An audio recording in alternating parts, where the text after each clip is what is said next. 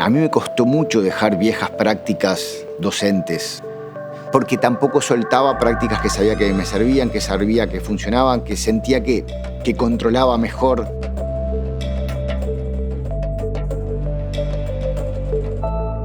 Agradecido de cómo hay una cantidad de nuevas herramientas que te ayudan mucho a buscar lo mismo que se busca siempre, que es esa conexión, ese tocar fibras, ese encontrar propósitos.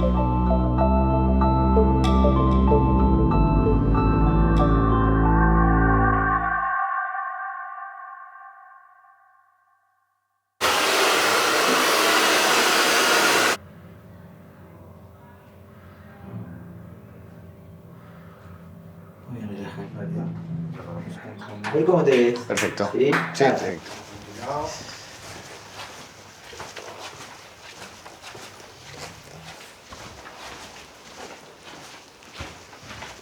Lalo, querido, qué alegría que estés. Me acaban de avisar que... ¿Cómo estás?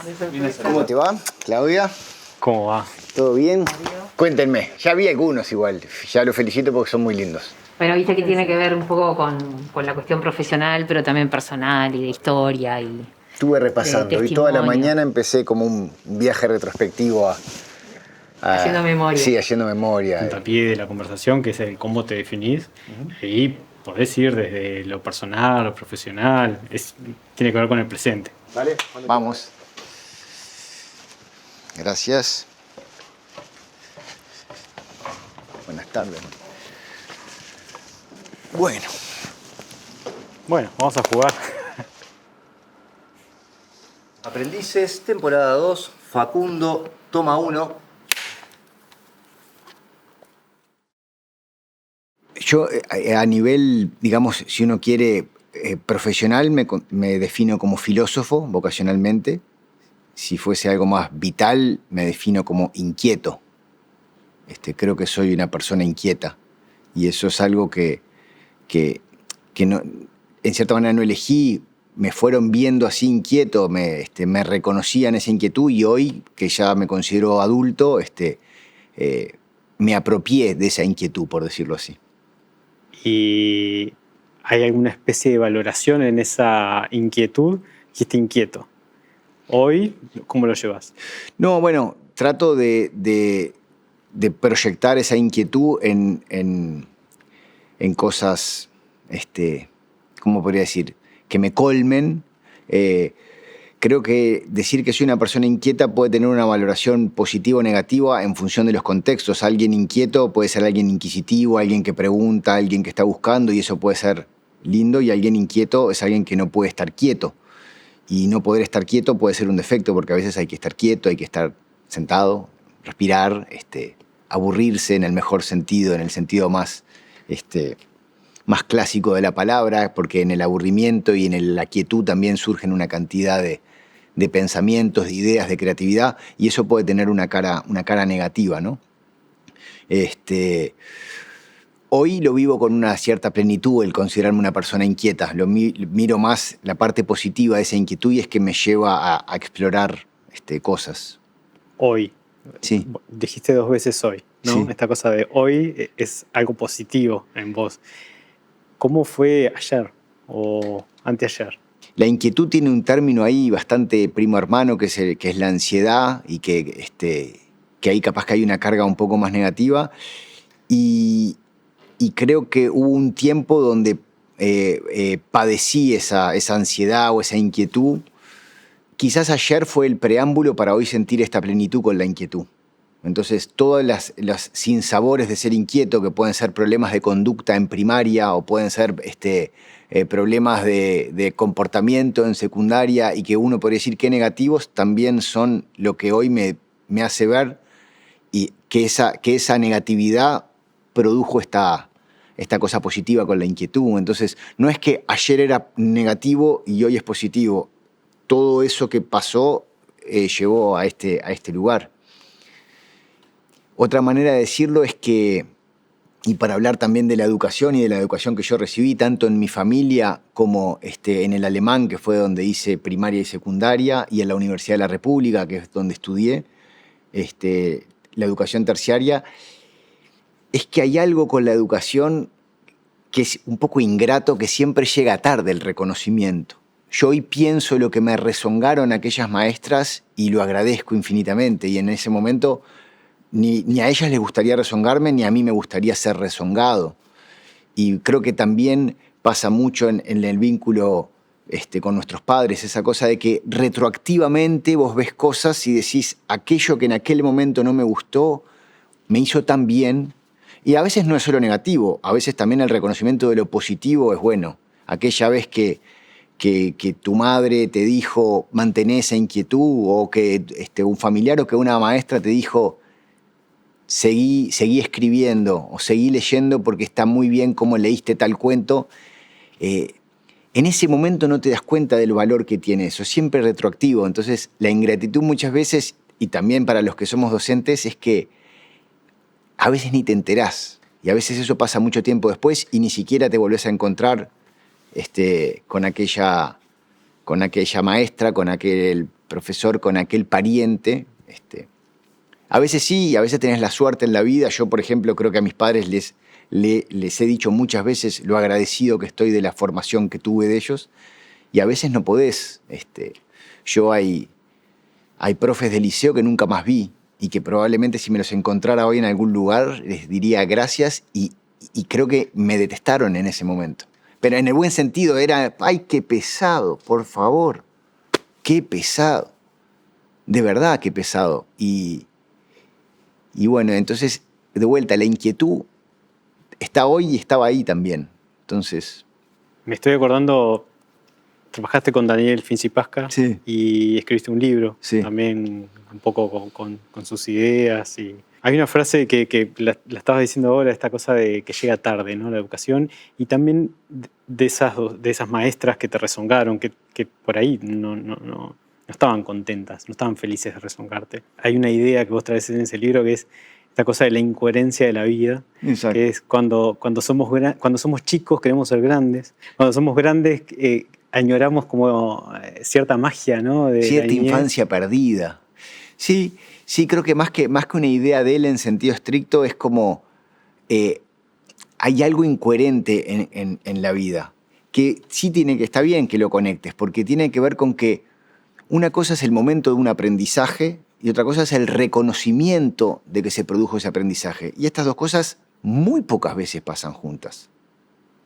Y seguro en la infancia no pasan juntos, y seguro en la adolescencia. Entonces vos podés aprender desde las capitales a la sintaxis, al uso de un dispositivo. Ahora, la reflexión sobre ese aprendizaje y lo que cambió puede no suceder nunca, puede suceder mucho tiempo después. Y en ese hiato hay como una incoherencia y algo parecido nos pasa con nuestro crecimiento como seres humanos. Creo que muchas personas han tenido eso de pensar, si hoy volviera atrás, si hoy estuviese sentado en aquel banco donde estuve, pero con lo que hoy pienso de determinadas cosas, esa es la incoherencia en la que habitamos en tanto seres humanos, ¿no? No es una cosa ni de ser uruguayo, ni de ser varón, ni de ser mujer, ni de ser niño, ni de ser adulto. Es como que la vida transcurre siempre y la reflexión sobre la vida siempre llega un poco más tarde. Ese hiato es el que produce, para mí, es el motor de las humanidades, es el motor de la creación artística, es el motor de la poesía, es el motor de una cantidad de cosas muy estimulantes para la humanidad, pero que en realidad tienen que ver con ese hiato y con esa memoria retroactiva que también siempre es proyectiva, y es esa incoherencia también. Y en esto también de definirme como alguien inquieto, hay sin duda una conexión con la infancia, que también es una cosa que se hablaba mucho en ese libro, porque se habla mucho de el juego, el payaso y la claronería con la niñez añorada, la niñez perdida. Y bueno, y todo ese libro era una reflexión sobre la niñez se pierde. Yo no soy un niño ya, pero puedo mantener una inquietud, un asombro, una mirada despojada que puede ser importante, siempre y cuando no olvide que también soy un adulto. Y a veces se habla de una moda de no, seamos el niño que tenemos dentro, que nunca se muere, recuperémoslo, y en el fondo es para ser alguien tonto, y ahí hay toda una discusión, o alguien irresponsable, o alguien es una discusión que para mí es interesante y que está mucho en ese libro que tú traes. Te definiste como filósofo y como inquieto. También ahora traes esta cosa de la mirada despojada, ¿no? O intentar mirar como las cosas, creo que desde un lugar de identificar el misterio que hay detrás, ¿no? Sí. Creo que hay algo tuyo en eso. También en tu obra hay mucho esto de contar, pero también por una necesidad de saber qué le pasa al otro también. Sí. ¿Cuándo tuviste algunas pistas de que había algo interesante ahí en contar algo de alguien? Porque fuiste un poco pionero también. Yo te diría que ahí pienso primero en una composición familiar, una casa donde tanto mis padres, mis abuelos maternos, mi abuela paterna, mis 2 hermanas, mis 3 hermanos y todo el tema de tías, tíos que andan alrededor, era una casa muy de cosas del pasado. Yo tengo un bisabuelo que fue médico, que fue poeta, que fue presidente de Nacional, que hizo muchos cambios en el fútbol, pero también ganó el concurso para el himno al padre nuestro Artigas. Entonces se hablaba mucho de eso y entonces y también tengo un padre que me hablaba mucho de lo que era la ciudad vieja. Él creció cerca de donde estamos acá filmando. Entonces, en mi casa se respiraba mucho lo histórico por los vínculos familiares y después a nivel de formación más formal así, pero yo empecé a descubrir en el liceo que la filosofía y la historia eran materias donde estaba más atento, donde había cosas. Yo, por ejemplo, uno se acuerda pocas cosas curriculares, ¿no? Pero yo me acuerdo del día que por primera vez me explicaron la teoría de las ideas de Platón y que las cosas que pasan acá tienen que ver con otro mundo que es el de las ideas. Entonces, esta lámpara, que es esta que está acá, corresponde a la idea de lámpara que no está acá, pero que hay. Me acuerdo.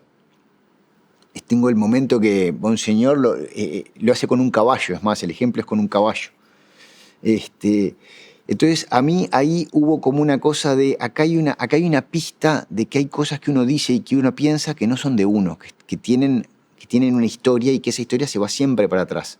Creo que este fenómeno que después se potencia cuando estudio filosofía y también cuando estudio comunicación y veo de dónde vienen ciertas discusiones y ciertas ideas, y me pongo como en ese contacto con los hilos de la historia que van mucho antes de que yo naciera, de mucho, porque van desde que existieran teléfonos, autos. Esa vinculación más mi historia familiar creo que hacen esta inquietud, querer comprender. Yo estudié mucho una filósofa, Hannah Arendt, que después de que ella vuelve a Alemania, una historia larga, pero le preguntan, ¿y usted qué quiere? Y dice, quiero comprender, quiero entender de qué va. Acercarse a un misterio, pero no solo a un misterio en un sentido trascendente, también el misterio de por qué funciona el tránsito también es un misterio. O sea, está lleno de cosas que tienen una cantidad de respuestas que no son misteriosas porque funcionan, porque hay semáforos, que tienen luces, que están conectados al internet, pero que después abrís y empieza a ver lo misterioso ahí en esos huecos. Y eso tiene mucho de aprendizaje y de disciplina, que también costó mucho aprenderla. Yo la aprendí a los 18 años, sino antes, pero a los 18 siento que en mi ingreso a la universidad aprendo la disciplina del estudio, que es importante, y después tiene que ver con lo que trasciende cualquier disciplina, cualquier plan de estudio, cualquier cosa, que es eso intangible que pasa en el estudio, en el aprendizaje, que es cuando algo es vocacional, te vincula, te toca de alguna manera diferente. Te conecta con un propósito. Te conecta con un propósito, exacto. Que en mi caso es la comprensión, la filosofía, el sentido que pueden tener las cosas. Me imaginaba también ese propósito de valorar esa historia familiar también, ¿no? Primero entender, o decías, bueno, Hannah Arendt también su propósito un poco era ese, ¿no? Entre otros, tal vez. Pero el de comprender por qué había pasado lo que pasó y por qué el mundo de alguna manera es así. Exactamente. Pero Y déjame agregarte una cosa, Darío, porque conecta con cómo venimos charlando, que también tiene mucho que ver con el motor filosófico, que es un motor infantil y un motor muchas veces cercano a la locura en algunas cosas, tiene mucho que ver con lo obvio, con volver a las preguntas obvias. Obvias en el sentido de que están ahí y tal, pero ¿por qué teníamos un prócer? ¿Por qué Artigas es un prócer? ¿Qué es un prócer? ¿Qué quiere decir que somos uruguayos? ¿Cuándo se inventó esto? Y hay una historia atrás y que capaz que todos vivimos presuponiendo que el 19 de junio es el natalicio y que tenemos cédula, pero a veces volver a la obviedad para mí es un ejercicio, no solo en lo personal, considero que es un ejercicio cívico de una cierta importancia. Otro momento de tu vida en el cual decidís tomar otros riesgos y irte a trabajar a otro país, ir a aprender.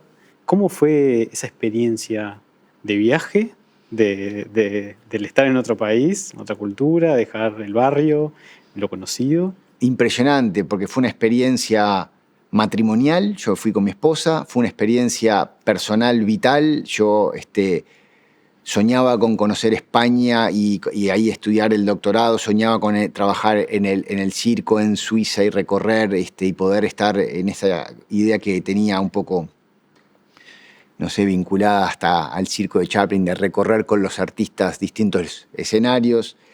Y también fue una experiencia laboral, profesional. Entonces, por los 3 niveles fue completamente enriquecedora para mí. Y así, sí, como enseñanza, como aprendizaje es... nada, la diversidad no tiene límites. Uno piensa que la conoce o que la respeta la diversidad es diversa. Entonces, estás ahí y de repente éramos de 13 nacionalidades y venían 4 más que eran de otras, y cuando ibas a una localidad, ibas a Moscú y decías, conozco la realidad rusa, pero de repente había un escenario a 200 kilómetros y te das cuenta que no tiene nada que ver con Moscú. Del mismo modo que uno piensa que conoce Uruguay, capaz que porque conoce su ciudad y 3 departamentos más, pero después vas y conoces los 19 y pensás que lo conoces, pero después no conoces una localidad y adentro. Entonces, para mí fue como la experiencia vital donde ves cómo es esa diversidad. Y cómo esa diversidad está ahí y hay que... Yo creo que hay que celebrarla y se celebra, para mí se celebra en encuentros así, en ponerte a hablar con alguien que no maneja tu idioma, que no sabe. Además nosotros, al ser uruguayos, muchas veces explicás tu país, ¿no? Un argentino, un brasilero, un canadiense no explica su país. Vos también explicás eso y fue una linda experiencia esa también. ¿Qué pasó por tu cabeza también a la hora de tomar ese tipo de grandes decisiones? Que hoy con el diario Lunes son súper interesantes. Aprendí, ¿no?, la experiencia que uno tiene, las personas que conociste. Pero, ¿cómo se prepara también uno para ese tipo de situaciones? Vuelvo a mi casa, a la casa donde crecí, al vínculo de mi familia. Mi madre, que crió 6 hijos y trabajaba, es profesora de inglés, es maestra y montó un instituto entre los embarazos. Yo creo, esto no sé, lo voy a decir ahora acá contigo, pero creo que sin querer transmitió una cosa de liviandad de equipaje en la vida en general, que es la que hace que uno pueda tomar decisiones así, como con la vida más o menos resuelta, decir, ¿y si nos vamos? ¿Y si hacemos esto, tomar riesgo? Que ella nunca no se fue del país ni nada, pero tenía esta cosa de agarrar a 3 hijos y ir, bueno, hacemos tal...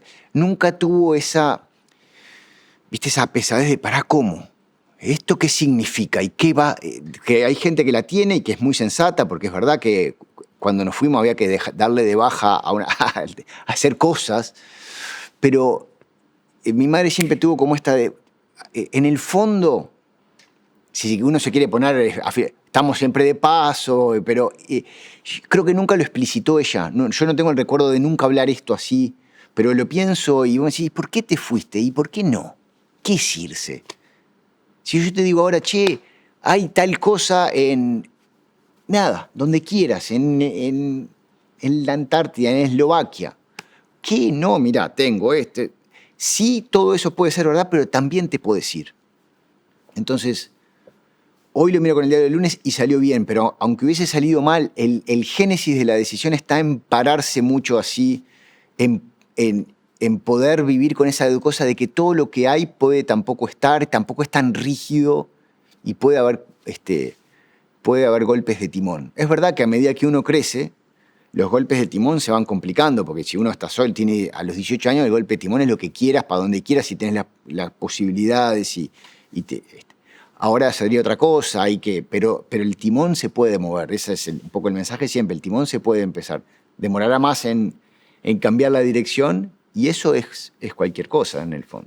Y me quedé pensando en esto que traes del equipaje, ¿no? Que a veces nos cuesta muchísimo, y lo pienso llevándolo a un plano directo, como es el de la educación, que a veces tenemos un equipaje súper cargado, ¿no? Y sentimos hasta la culpa de dejar algunos ropajes, ¿no? Total, y todo esto que te dije para irme del país, si me voy a mi plano docente, a mí me costó mucho dejar viejas prácticas docentes, porque yo me formé en la clase magistral y creo en ella, y uno dice que soltar es fácil, pero los miedos están ahí, y ahora que traes esto, Darío, es tal cual, y yo soy de esos que la pandemia transformó completamente en vínculos con ciertas herramientas tecnológicas que la venía pateando para el costado. Sí, ya voy a virtualizar, sí, ya entendí que se puede usar mejor tal recurso y que está lleno de... Después voy a la capacitación, porque tampoco soltaba prácticas que sabía que me servían, que sabía que funcionaban, que sentía que controlaba mejor. Y hoy, de vuelta, ¿no? Siempre agradecido de cómo hay una cantidad de nuevas herramientas que te ayudan mucho a buscar lo mismo que se busca siempre, que es esa conexión, ese tocar fibras, ese encontrar propósitos, que está, digamos, desde que siempre se encuentran dos personas, o un adulto con un infante, de contarle de qué va el mundo y eso, pero eso también me abre otra discusión media grande que no creo que sea para esta instancia.